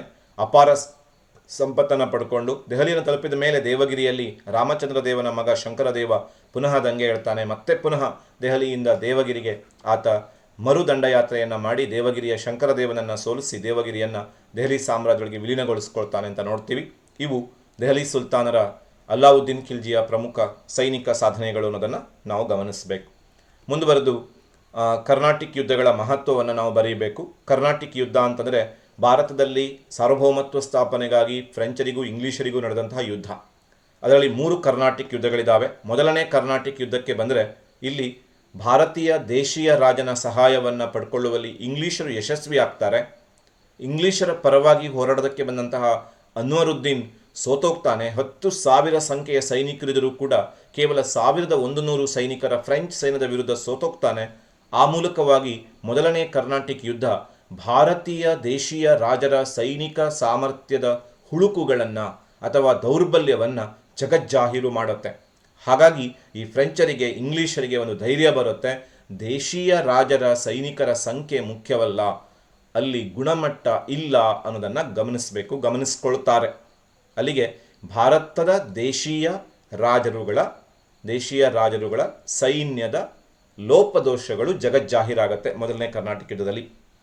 ಎರಡನೇ ಕರ್ನಾಟಿಕ್ ಯುದ್ಧದಲ್ಲಿ 2 ಗುಂಪುಗಳು, ಫ್ರೆಂಚರ ಗುಂಪು ಮತ್ತು ಇಂಗ್ಲೀಷರ ಗುಂಪು, ವಿಶೇಷವಾಗಿ ಹೈದರಾಬಾದ್ ಮತ್ತು ಆರ್ಕಾಟ್ ಅಲ್ಲಿ ಪ್ರಾಬಲ್ಯಕ್ಕಾಗಿ ನಡೆದಂತಹ ಹೋರಾಟ, ಅಲ್ಲಿ ಇಂಗ್ಲೀಷರು ಮತ್ತು ಫ್ರೆಂಚರ ಪಾಲ್ಗೊಳ್ಳುವಿಕೆ. ಈ ಯುದ್ಧದ ಅತಿ ಮುಖ್ಯ ಪ್ರಭಾವ ಏನು ಅಂತ ಕೇಳಿದರೆ, ಭಾರತೀಯರಲ್ಲಿ ಸಿಂಹಾಸನಕ್ಕಾಗಿ ಅನೇಕ ಹುಳುಕುಗಳಿದ್ದಾವೆ, ಸಿಂಹಾಸನಕ್ಕಾಗಿ ಪೈಪೋಟಿ ಇದೆ, ಅಧಿಕಾರಕ್ಕಾಗಿ ಏನು ಬೇಕಾದರೂ ಮಾಡ್ತಾರೆ. ಈ ಅಂಶಗಳು ಫ್ರೆಂಚರಿಗೂ ಗೊತ್ತಾಗತ್ತೆ, ಬ್ರಿಟಿಷರಿಗೂ ಗೊತ್ತಾಗತ್ತೆ. ಇದು ವಿಶೇಷವಾಗಿ ಬ್ರಿಟಿಷರಿಗೆ ಅನುಕೂಲ ಆಗುತ್ತೆ. ನಾವು ಒಡೆದು ಆಳುವ ನೀತಿಯನ್ನು ಫಾಲೋ ಮಾಡಿದ್ರೆ ಇಡೀ ದೇಶವನ್ನು ಆಳಬಹುದು ಅನ್ನೋ ವಿಚಾರವನ್ನು ಎರಡನೆಯ ಕರ್ನಾಟಿಕ್ ಯುದ್ಧ ಹೇಳ್ಕೊಡುತ್ತೆ. ಅಲ್ಲಿ ಚಂದಾ ಸಾಹೇಬ್ ಮತ್ತು ಅನ್ವರುದ್ದೀನ್ ನಡುವಿನ ಹೋರಾಟ ಆಗಿರಬಹುದು, ಅಥವಾ ನಾಸಿರ್ ಜಂಗ್ ಮತ್ತು ಮುಜಾಫರ್ ಜಂಗನ ನಡುವಿನ ಹೋರಾಟ ಆಗಿರಬಹುದು. ಆ ಹೋರಾಟದಲ್ಲಿ ಭಾರತೀಯರು ಅಧಿಕಾರಕ್ಕಾಗಿ ತಮ್ಮ ದಾಳಗಳನ್ನಾಗಿ ಅಧಿಕಾರದ ದಾಳವನ್ನು ಪ್ರಯೋಗಿಸಿ ಭಾರತೀಯ ರಾಜರನ್ನು ತಮ್ಮ ಕೈವಶ ಮಾಡ್ಕೋಬಹುದು. ಈ ವಿಚಾರ ಸ್ಪಷ್ಟವಾಗಿ ಇಂಗ್ಲೀಷರಿಗೆ ಗೊತ್ತಾಗುತ್ತೆ ಎರಡನೇ ಕರ್ನಾಟಿಕ್ ಯುದ್ಧದಲ್ಲಿ. ಮೂರನೇ ಕರ್ನಾಟಿಕ್ ಯುದ್ಧಕ್ಕೆ ಬಂದರೆ ಹೈದರಾಬಾದ್ನ ಮೇಲೆ ಮತ್ತು ಆರ್ಕಾಟ್ನ ಮೇಲೆ ಬ್ರಿಟಿಷರು ಪ್ರಭಾವವನ್ನು ಸಾಧಿಸ್ತಾರೆ. ಫ್ರೆಂಚರು ನಿರ್ಗಮನ ಹೊಂದುತ್ತಾರೆ ನಮ್ಮ ದೇಶದಿಂದ. ಮತ್ತು ಈ ಮೂರನೇ ಕರ್ನಾಟಿಕ್ ಯುದ್ಧದ ಸಂದರ್ಭದಲ್ಲಿಯೇ ನಡೆದಂತಹ ಪ್ಲಾಸಿ ಕದನದಲ್ಲಿ ಬ್ರಿಟಿಷರು ಜಯಗಳಿಸ್ತಾರೆ. ಅಲ್ಲಿ ಅದೇ ಒಡೆದು ಆಳುವ ತಂತ್ರವನ್ನು ಅನುಸರಿಸ್ತಾರೆ. ಸಿರಾಜುದ್ದೌಲ್ ಮತ್ತು ಮೀರ್ ಜಾಫರ್ನನ್ನು ಒಡೆದು ಆಳ್ತಾರೆ. ಪ್ಲಾಸಿಯಲ್ಲಿ ತಮ್ಮ ಆಧಿಪತ್ಯವನ್ನು ಸ್ಥಾಪಿಸ್ತಾರೆ. ಒಟ್ಟಾರೆ ಈ ಮೂರೂ ಕರ್ನಾಟಕದ ಮಹತ್ವ ಏನು ಅಂತ ಕೇಳಿದರೆ, ಫ್ರೆಂಚರ ನಿರ್ಗಮನ, ಬ್ರಿಟಿಷರ ಸಾರ್ವಭೌಮತ್ವ ಸ್ಥಾಪನೆ ಮತ್ತು ಭಾರತದ ದೇಶೀಯ ರಾಜರ ಸೈನಿಕ ಅಸಾಮರ್ಥ್ಯದ ಪರಿಚಯ ಮತ್ತು ದೇಶೀಯ ರಾಜರ ಅಧಿಕಾರ ದಾಹದ ಪರಿಚಯ ಹಾಗೂ ಒಡೆದು ಆಳುವ ತಂತ್ರವನ್ನು ಬ್ರಿಟಿಷರು ಹಂತ ಹಂತವಾಗಿ ಮುಂದುವರಿಸ್ಕೊಂಡು ಹೋಗೋದಕ್ಕೆ ಒಂದು ಒಳ್ಳೆಯ ಅವಕಾಶ ಸಿಕ್ತು ಹಾಗೂ ಅದನ್ನೇ ಅವರು ಒಂದು ಮಾದರಿಯಾಗಿ ಇಟ್ಕೊಂಡು ಮುಂದುವರೆದ್ರು ಅನ್ನೋ ಅಂಶವನ್ನು ನಾವು ಗಮನಿಸಬೇಕು. ನೆಕ್ಸ್ಟ್ ಪಾಯಿಂಟಲ್ಲಿ ಮಹಾತ್ಮ ಗಾಂಧೀಜಿಯವರ ಪಾತ್ರ. ಭಾರತದ ರಾಷ್ಟ್ರೀಯ ಚಳುವಳಿಯಲ್ಲಿ ಗಾಂಧಿಯುಗ 1920ರಿಂದ 47ರವರೆಗಿನ ಕಾಲವನ್ನು ಗಾಂಧಿಯುಗ ಅಂತ ಕರೀತಾರೆ. ಗಾಂಧೀಜಿಯವರನ್ನು ಮಹಾತ್ಮ, ರಾಷ್ಟ್ರಪಿತ ಎಂಬ ವಿಶೇಷಣಗಳಿಂದ ಅವರನ್ನು ಗೌರವಿಸಲಾಗುತ್ತೆ. ಅದರ ಸ್ವಾತಂತ್ರ್ಯ ಹೋರಾಟದಲ್ಲಿ ಅವರ ಪಾತ್ರವನ್ನು ನೋಡುವಾಗ ನಾವು ಆರಂಭದ ಹೆಜ್ಜೆಗಳನ್ನು ಹೇಳಬೇಕು. ಅದರಲ್ಲಿ ಸಬರಮತಿ ಆಶ್ರಮವನ್ನು ಸ್ಥಾಪನೆ ಮಾಡ್ತಾರೆ ದಕ್ಷಿಣ ಆಫ್ರಿಕಾದಿಂದ ವಾಪಸ್ ಬಂದ ಮೇಲೆ. ಆಮೇಲೆ ಚಂಪಾರಣ್ಯ ರೈತ ಸತ್ಯಾಗ್ರಹ, ತೀನ್ ಖಾತೆಯ ಬೆಳೆಯ ವಿರುದ್ಧ. ಆಮೇಲೆ ಅಹಮದಾಬಾದಿನ ಗಿರಣಿ ಕಾರ್ಮಿಕರ ಪರವಾಗಿ ನಡೆಸಿದಂತಹ ಹೋರಾಟ. ಆಮೇಲೆ ಖೇಡಾ ರೈತ ಸತ್ಯಾಗ್ರಹ. ಆಮೇಲೆ ಜಲಿಯನ್ ವಾಲಾಬಾಗ್ ಹತ್ಯಾಕಾಂಡವನ್ನು ವಿರೋಧಿಸ್ತಾರೆ, ಬಿರುದುಗಳನ್ನು ಹಿಂತಿರುಗಿಸ್ತಾರೆ. ಹಿಂದೂ ಮುಸ್ಲಿಂ ಏಕತೆ ದೃಷ್ಟಿಯಿಂದ ಖಿಲಾಫತ್ ಚಳುವಳಿಯನ್ನು ಬೆಂಬಲಿಸ್ತಾರೆ. ಇವೆಲ್ಲವನ್ನ ಆರಂಭದ ಹೆಜ್ಜೆಗಳು. ಆ ನಂತರ ಬಹಳ ಮುಖ್ಯವಾಗಿದ್ದು ಅಸಹಕಾರ ಚಳುವಳಿ. ಬ್ರಿಟಿಷರ ಎಲ್ಲ ಕಾರ್ಯಗಳಿಗೆ ಸಹಕಾರವನ್ನು ಕೊಡದೇ ಇರುವಂತಹ ಪ್ರಯತ್ನ. ವಿಶೇಷವಾಗಿ ವಿದ್ಯಾರ್ಥಿಗಳು ಶಾಲೆ ಕಾಲೇಜುಗಳನ್ನು, ಬ್ರಿಟಿಷ್ ಶಾಲೆಗಳನ್ನು ತೊರೀತಾರೆ, ದೇಶೀಯ ರಾಷ್ಟ್ರೀಯ ಶಾಲೆಗಳನ್ನು ಸೇರ್ಕೋತಾರೆ. ವಕೀಲರು ಕಚೇರಿಗಳನ್ನು, ಕೋರ್ಟ್ ವ್ಯವಹಾರಗಳನ್ನು ತ್ಯಜಿಸ್ತಾರೆ. ಇಡೀ ನ್ಯಾಯಾಂಗ ವ್ಯವಸ್ಥೆ ಅಲ್ಲೋಲ ಕಲ್ಲೋಲ ಆಗುತ್ತೆ. ನೌಕರರು ಸರ್ಕಾರಿ ಕಚೇರಿಗಳನ್ನು ತ್ಯಜಿಸ್ತಾರೆ. ಇಡೀ ಆ ಸರ್ಕಾರಿ ಕಚೇರಿಲಿನ ಕೆಲಸ ನಿಂತೇ ಹೋಗುತ್ತೆ. ಮಹಿಳೆಯರು ಸ್ವದೇಶಿ ಚಳುವಳಿಯನ್ನು ನಡೆಸ್ತಾರೆ, ಮದ್ಯದಂಗಡಿಗಳ ಮುಂದೆ ಪಿಕೆಟಿಂಗ್ ನಡೆಸ್ತಾರೆ. ಹೀಗೆ ಅಸಹಕಾರ ಚಳುವಳಿ ತುಂಬ ಚೆನ್ನಾಗಿ ನಡೀತಾ ಇತ್ತು. ಬಟ್ ಚೌರಿ ಚೌರಾ ದುರಂತದಿಂದ ಗಾಂಧೀಜಿಯವರು ಅಸಹಕಾರ ಚಳುವಳಿಯನ್ನು ಹಿಂತಕೊಂಡ್ರು ಅಂತ ನೋಡ್ತೀವಿ. ಆಮೇಲೆ 1924, 100 ವರ್ಷಗಳ ಹಿಂದೆ ನಡೆದಂತಹ ಬೆಳಗಾವಿ ಕಾಂಗ್ರೆಸ್ ಅಧಿವೇಶನ, ಗಾಂಧೀಜಿಯವರು ಅಧ್ಯಕ್ಷರಾಗಿದ್ದಂತಹ ಏಕೈಕ ಸಮ್ಮೇಳನ. ಇದರ ಬಗ್ಗೆ ನಾವು ಬರೀಬೇಕು. ಗಾಂಧೀಜಿಯವರ ಪರಿಚಯ ಆಯಿತು ಕನ್ನಡಿಗರಿಗೆ. ಗಾಂಧೀಜಿಯವರು ಇಡೀ ಕರ್ನಾಟಕದಾದ್ಯಂತ ಸಂಚಾರ ಮಾಡಿ ಹೇಗೆ ರಾಷ್ಟ್ರೀಯ ಚಳುವಳಿಯನ್ನು ನಡೆಸಬೇಕು, ಅದಕ್ಕೆ ನಾವೆಲ್ಲ ಹೇಗೆ ಸಂಘಟನೆಯನ್ನು ಮಾಡಬೇಕು, ಈ ವಿಚಾರಗಳನ್ನು ಜನರಿಗೆ ತಿಳಿಸ್ಕೊಟ್ಟಂತಹ ಬೆಳಗಾವಿ ಕಾಂಗ್ರೆಸ್ ಅಧಿವೇಶನ. ಆಮೇಲೆ ಉಪ್ಪಿನ ಸತ್ಯಾಗ್ರಹ ಬಹಳ ಇಂಪಾರ್ಟೆಂಟು. ಸಬರಮತಿಯಿಂದ ದಂಡಿಯವರೆಗೆ ಹೋಗಿ ಅಲ್ಲಿ ದಂಡಿಯ ಕರಾವಳಿಯ ತೀರದಲ್ಲಿ ಉಪ್ಪನ್ನು ತಯಾರಿಸಿದ್ದು. ಇದು ಉಪ್ಪಿನ ಸತ್ಯಾಗ್ರಹ, ಕಾಯ್ದೆ ಭಂಗ ಚಳುವಳಿ, ಕಾನೂನು ಭಂಗ ಚಳುವಳಿ ಹೀಗೆ ಕರೆಸ್ಕೊಳ್ಳುತ್ತೆ.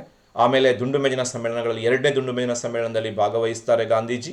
ಆದರೆ ಅವರಿಗೆ ಯಾವುದೇ ರೀತಿಯ ಪ್ರಯೋಜನ ಆಗಲ್ಲ. ಅದು ಮುಂದೆ ಪೂನಾ ಒಪ್ಪಂದ 1932, ಗಾಂಧೀಜಿ ಮತ್ತು ಅಂಬೇಡ್ಕರ್ ನಡುವೆ ನಡೆದಂಥ ಪೂನಾ ಒಪ್ಪಂದದ ಬಗ್ಗೆ. ಆಮೇಲೆ 2ನೇ ಮಹಾಯುದ್ಧದಲ್ಲಿ ಭಾರತೀಯರ ಒಪ್ಪಿಗೆ ಇಲ್ಲದೆ ಭಾರತ ಬ್ರಿಟಿಷರ ಪರವಾಗಿ ಹೋರಾಡುತ್ತೆ ಅಂತ ಹೇಳಿದರ ವಿರುದ್ಧ ವೈಯಕ್ತಿಕ ಸತ್ಯಾಗ್ರಹವನ್ನು ಮಾಡಿದ್ದು. ಆಮೇಲೆ ಬಹಳ ಮುಖ್ಯವಾಗಿದ್ದು ಕ್ವಿಟ್ ಇಂಡಿಯಾ ಚಳವಳಿ 1942, ಕ್ರಿಪ್ಸ್ ಆಯೋಗದ ಸಲಹೆಯ ವಿರುದ್ಧ ಅವರು ಕೊಟ್ಟಂತಹ 2 ಘೋಷಣೆಗಳು. ಕ್ರಿಪ್ಸ್ ಆಯೋಗದ ಸಲಹೆಯ ಬಗ್ಗೆ ಅವರು ಹೇಳಿದ್ದು, ಮುಳುಗುತ್ತಿರುವ ಕಂಪನಿಯೊಂದು ಭಾವಿ ದಿನಾಂಕದ ಚೆಕ್ ಅನ್ನು ನೀಡಿದಂತೆ ಅಂತ ಹೇಳಿ ಕ್ರಿಪ್ಸ್ ಆಯೋಗದ ಸಲಹೆಗಳನ್ನು ತಿರಸ್ಕರಿಸಿದ್ದು ಮತ್ತು ಭಾರತೀಯರಿಗೆ ಕೊಟ್ಟಂತಹ ದೊಡ್ಡ ಘೋಷಣೆ ಡೂ ಆರ್ ಡೈ, ಮಾಡು ಇಲ್ಲವೇ ಮಡಿ ಘೋಷಣೆ. ಕ್ವಿಟ್ ಇಂಡಿಯಾ ಚಳವಳಿಯನ್ನು ನಾವು ಬರೀಬೇಕಾಗತ್ತೆ. ಆಮೇಲೆ ಭಾರತದ ವಿಭಜನೆ ಮತ್ತು ಸ್ವಾತಂತ್ರ್ಯ. ಭಾರತದ ವಿಭಜನೆಗೆ ಗಾಂಧೀಜಿಯವರು ಒಪ್ಕೊಳ್ಳಲ್ಲ, ಆದರೂ ಅನಿವಾರ್ಯವಾಗಿ ಅವರು ಆ ವಿಭಜನೆಯನ್ನು ಒಪ್ಪಿಕೊಳ್ತಾರೆ ಮತ್ತು 1947 ಆಗಸ್ಟ್ 15ರಂದು ಭಾರತಕ್ಕೆ ಸ್ವಾತಂತ್ರ್ಯ ಸಿಗತ್ತೆ. ಆದರೆ ಯಾವ ಅಧಿಕಾರವನ್ನು ಬಯಸಿದ ಗಾಂಧೀಜಿ ನೌಕಾಲಿಯಲ್ಲಿ ಕೋಮು ದಳ್ಳೂರಿಯನ್ನು ಶಮನ ಮಾಡುವಲ್ಲಿ ನಿರತರಾಗಿದ್ದರು. ಆಮೇಲೆ ಅವರು 1948 ಜನವರಿ 30ರಂದು ಗುಂಡೇಟಿಗೆ ಬಲಿಯಾಗ್ತಾರೆ. ಆ ದಿನವನ್ನು ಹುತಾತ್ಮರ ದಿನ ಅಂತ ಆಚರಿಸ್ತಾರೆ. ಮೈ ಎಕ್ಸ್ಪೆರಿಮೆಂಟ್ ವಿತ್ ಟ್ರೂತ್, ನನ್ನ ಸತ್ಯಾನ್ವೇಷಣೆ, ಇದು ಅವರ ಆತ್ಮಕತೆ. ಹೀಗೆ ಸತ್ಯ, ಅಹಿಂಸೆ, ಸತ್ಯಾಗ್ರಹಗಳ ಮೂಲಕವೇ ಸ್ವಾತಂತ್ರ್ಯವನ್ನು ದೊರಕಿಸಿಕೊಡುವಲ್ಲಿ ಪ್ರಮುಖ ಪಾತ್ರ ವಹಿಸಿದವರು ಗಾಂಧೀಜಿ ಅನ್ನೋ ವಿಚಾರವನ್ನು ನಾವು ಬರೀಬೇಕಾಗತ್ತೆ. ಇನ್ನು ಕಾಲಾನುಕ್ರಮದಲ್ಲಿ ಬರೆಯಿರಿ. 2ನೇ ತರಾಯಿನ ಯುದ್ಧ, JVP ಸಮಿತಿಯ ವರದಿ, ಅಶೋಕನ ಪಟ್ಟಾಭಿಷೇಕ, ಮಂಗಳೂರು ಒಪ್ಪಂದ. ನೋಡ್ತಾ ಇದ್ದ ಹಾಗೆ ನೀವು ಹೇಳಿಬಿಡ್ತೀರಿ ಅಶೋಕನ ಪಟ್ಟಾಭಿಷೇಕ ಮೊದಲು, ಆಮೇಲೆ ಯಾವುದು ಅಂತ ಕೇಳಿದರೆ 2ನೇ ತರಾಯಿನ ಕದನ 1192, ಆಮೇಲೆ ಮಂಗಳೂರು ಒಪ್ಪಂದ 1784ರಲ್ಲಿ, ಆಮೇಲೆ 1949ರಲ್ಲಿ JVP ಸಮಿತಿ, ಜವಾಹರ್ಲಾಲ್ ನೆಹರು, ವಲ್ಲಭಭಾಯಿ ಪಟೇಲ್ ಮತ್ತು ಪಟ್ಟಾಭಿ ಸಿದ್ದರಾಮಯ್ಯ ಇದ್ದಂತಹ ಸಮಿತಿ. ಅಲ್ಲಿಗೆ ಅಶೋಕನ ಪಟ್ಟಾಭಿಷೇಕ, 2ನೇ ತರಾಯಿನ ಯುದ್ಧ, ಮಂಗಳೂರು ಒಪ್ಪಂದ ಮತ್ತು JVP ಸಮಿತಿ.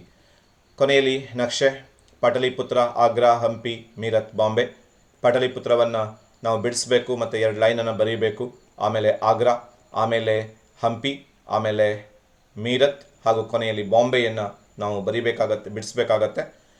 ಮೀರತ್, ಆಗ್ರಾ, ಪಾಟಲಿಪುತ್ರ, ಬಾಂಬೆ ಮತ್ತು ಹಂಪಿಯನ್ನು ಬಿಡಿಸಾದ್ಮೇಲೆ ಅವುಗಳ ಬಗ್ಗೆ ನಾವು ಬರೀಬೇಕು. ಪಾಟಲಿಪುತ್ರ ಮೌರ್ಯ ಪ್ಲಸ್ ಗಂಗಾ, ಇದನ್ನು ವಿಸ್ತರಿಸೋದಕ್ಕೆ ನಿಮ್ಗೆ ಬರಬೇಕು. ಮೌರ್ಯರ ರಾಜಧಾನಿ ಗಂಗಾ ನದಿ ದಂಡೆಯ ಮೇಲಿದೆ, ಇವತ್ತಿನ ಪಾಟ್ನಾ ಅಂತ ಕರಿತೀವಿ. ಆಗ್ರಾ ಮೊಘಲ್ ಮತ್ತು ತಾಜ್ ಮಹಲ್, ಮೊಘಲರ ರಾಜಧಾನಿ ತಾಜ್ ಮಹಲ್ ಇಲ್ಲಿದೆ. ಹಂಪಿ ವಿಜಯನಗರದ ರಾಜಧಾನಿ ಕಲ್ಲಿನ ರಥ ಇಲ್ಲಿದೆ. ಮೀರತ್ ಉತ್ತರ ಪ್ರದೇಶದಲ್ಲಿದೆ, ಪ್ರಥಮ ಸ್ವಾತಂತ್ರ್ಯ ಸಂಗ್ರಾಮ ನಡೆದಂತಹ ಸ್ಥಳ. ಬಾಂಬೆ ಮಹಾರಾಷ್ಟ್ರದಲ್ಲಿದೆ. INC ಇಂಡಿಯನ್ ನ್ಯಾಷನಲ್ ಕಾಂಗ್ರೆಸ್ನ ಅಧಿವೇಶನ, ಮೊದಲ ಅಧಿವೇಶನ ಇಲ್ಲಿ ನಡೆದಿತ್ತು ಅಂತ ನೋಡ್ತೀವಿ. ಇದು ಮ್ಯಾಪ್ ವರ್ಕ್ ಆಗಿತ್ತು. ಆ ನಂತರದಲ್ಲಿ ದೃಷ್ಟಿ ವಿಕಲಚೇತನ ವಿದ್ಯಾರ್ಥಿಗಳಿಗೆ ಕೃಷ್ಣದೇವರಾಯನ ಸಾಧನೆಯ ಬಗ್ಗೆ ಒಂದು ವಿವರಣೆ ಕೊಡಿ. ಕೃಷ್ಣದೇವರಾಯನ ಸಾಧನೆಗಳಲ್ಲಿ ತುಳುವ ವಂಶದ ಕೃಷ್ಣದೇವರಾಯ 1509ರಲ್ಲಿ ಆತನ ಸಿಂಹಾಸನಾರೋಹಣ ಆಗುತ್ತೆ ಅಂತ ನೋಡ್ತೀವಿ. ತುಳುವ ವಂಶದ ದೊರೆಯಾಗಿ ವಿಜಯನಗರದ ಅತ್ಯಂತ ಶ್ರೇಷ್ಠ ದೊರೆ ಅನಿಸ್ಕೋತಾನೆ. 1510ರ ಯುದ್ಧ, ಬಿಜಾಪುರ ಮತ್ತು ಬೀದರ್ದ ರಾಜರು ಸಂಯುಕ್ತವಾಗಿ ಬರ್ತಾರೆ ಅವನ ಮೇಲೆ ಯುದ್ಧವನ್ನು ಜಯಿಸ್ತಾನೆ. ಉಮ್ಮತ್ತೂರಿನ ಪಾಳೆಗಾರ ಗಂಗರಾಜನ ದಂಗೆಯನ್ನು ಅಡಗಿಸ್ತಾನೆ. ಕಳಿಂಗದ ಮೇಲೆ 5 ಹಂತಗಳಲ್ಲಿ ಆತ ದಂಡಯಾತ್ರೆ ನಡೆಸ್ತಾನೆ. ವಿಜಯವಾಡ, ಆಮೇಲೆ ಕೊಂಡವೀಡು, ದೇವರಕೊಂಡ, ಕನಕಗಿರಿ, ದೇವಗಿರಿ, ಕಟಕ್, ಹೀಗೆ ಬೇರೆ ಬೇರೆ ಹಂತಗಳಲ್ಲಿ ಆತ ಕಳಿಂಗ ದಂಡಯಾತ್ರೆ ನಡೆಸ್ತಾನೆ. ಅಂತಿಮವಾಗಿ ಆತ ಗಜಪತಿ ಪ್ರತಾಪರುದ್ರನೊಡನೆ ಕಟಕ್ನಲ್ಲಿ ಯುದ್ಧದಲ್ಲಿ ಭೇಟಿಯಾಗ್ತಾನೆ. ಆದರೆ ಶಾಂತಿ ಒಪ್ಪಂದ ಆಗುತ್ತೆ. ಜಗನ್ಮೋಹಿನಿಯನ್ನು ಕೊಟ್ಟು ವಿವಾಹ ಮಾಡ್ತಾನೆ ಕೃಷ್ಣದೇವರಾಯನಿಗೆ, ಅಲ್ಲಿನ ದೊರೆ, ಗಜಪತಿ ದೊರೆ ಅಂತ ನೋಡ್ತೀವಿ. ಆಮೇಲೆ ಆ ಕಡೆ ಆತ ಕಳಿಂಗ ಯುದ್ಧ 5 ವರ್ಷಗಳ ಕಾಲ ನಡೆದದ್ದು. ಈ ಕಡೆ ರಾಯಚೂರು ಕೋಟೆಯನ್ನು ಬಿಜಾಪುರದ ಸುಲ್ತಾನ ಮರುವಶಪಡಿಸಿಕೊಂಡಿರ್ತಾನೆ. ಹಾಗೆ ಮತ್ತೆ ಅಲ್ಲಿ ಯುದ್ಧ ಮಾಡಬೇಕಾಗತ್ತೆ. ಪೋರ್ಚುಗೀಸರು ವಿಜಯನಗರಕ್ಕೆ ಸಹಾಯ ಮಾಡ್ತಾರೆ. ಆಮೇಲೆ ಗುಲ್ಬರ್ಗವನ್ನು ಕೂಡ ಗೆದ್ಕೋತಾನೆ. ಬೀದರಿನ ಸಿಂಹಾಸನವನ್ನು ಅಲ್ಲಿನ ವೃದ್ಧ ಸುಲ್ತಾನಿಗೆ ಮತ್ತೆ ಒದಗಿಸಿಕೊಡ್ತಾನೆ. ಯವನ ರಾಜ್ಯ ಪ್ರತಿಷ್ಠಾಪನಾಚಾರ್ಯ ಎಂಬ ಬಿರುದನ್ನು ಗಳಿಸ್ಕೋತಾನೆ. ಸಿಲೋನ್ನಲ್ಲಿ ಶಾಂತಿಯನ್ನು ಉಂಟು ಮಾಡ್ತಾನೆ. ಆಮೇಲೆ ಸಾಂಸ್ಕೃತಿಕ ಸಾಧನೆಗಳು ಬಹಳ ಮಹತ್ವದ್ದು. ಸ್ವತಃ ಕವಿಯಾಗಿದ್ದವನು ಆತ. ಆಮುಕ್ತ ಮಾಲ್ಯದ, ಉಷಾಪರಿಣಯ, ಜಾಂಬವತಿ ಕಲ್ಯಾಣಗಳನ್ನು ಬರೆದಿದ್ದಾನೆ. ಕವಿಗಳನ್ನು ಆತ ಪೋಷಿಸಿದ್ದಾನೆ. ದಿಗ್ಗಜರೆಂಬ ಕವಿಗಳಿದ್ದರು. ಪೆದ್ದಣ್ಣ, ತಿಮ್ಮಣ್ಣ, ದುರ್ಜಟಿ, ರಾಮಭದ್ರ, ರಾಮರಾಜಭೂಷಣ, ತೆನಾಲಿರಾಮ, ಹೀಗೆ ಹಲವಾರು ಕವಿಗಳಿದ್ದರು, ದಿಗ್ಗಜರು. ಆಮೇಲೆ ಆತ ಅಲಾಸನಿ ಪೆದ್ದಣ್ಣನನ್ನು ಗೌರವಿಸ್ತಾನೆ. ಆಮೇಲೆ ತನ್ನ ತಾಯಿ ನಾಗಲಾದೇವಿಯ ನೆನಪಿಗಾಗಿ ಆತ ನಾಗಲಾಪುರವನ್ನು ಕಟ್ಟಿಸ್ತಾನೆ. ವಿವಾಹದ ಸುಂಕವನ್ನು ರದ್ದುಗೊಳಿಸ್ತಾನೆ. ರಾಯ ಗೋಪುರಗಳನ್ನು ಕಟ್ಟಿಸ್ತಾನೆ. ರಾಯ ಕಾಲುವೆಗಳನ್ನು ತೋಡಿಸ್ತಾನೆ.